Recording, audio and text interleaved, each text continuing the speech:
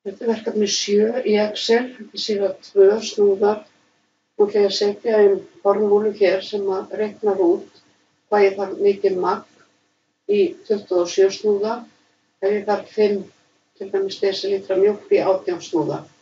Þannig að ég setja inn jafnaðarmerkið og ég setja inn 5 hér og deili með fjölda snúða og síðan margfalda ég með fjöldanum hér.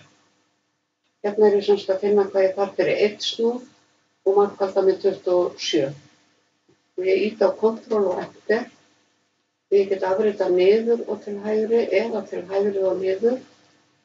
Afrita hérna niður núna og hér. Þá er ég komið með þetta svona. Nú vil ég víxla línum og bálkum, það er að segja ég vil hafa snúða fjöldan hérna og hérna hráefnin hérna fyrir ofan. Þá setjum ég svæðið hér í flokk og smelli á copy. Þið sjáið svæðið sem er valið að klikka svona ljósinn í kring. Þetta copy og ég get annarkvort farið hér neðar á síðuna eða á næstu síðu. Ég get ekki gert það ofan í þetta svæðið hér. Ég ætla að fara hingað og vel öruna niður hér og transpose. Þá fæ ég þetta svona. Nú ætla ég að hægri stilla og feitletra fyrirsagnirnar.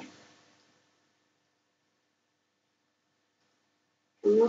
Og hérna ætla ég að taka feitletur af og vinstri stilla.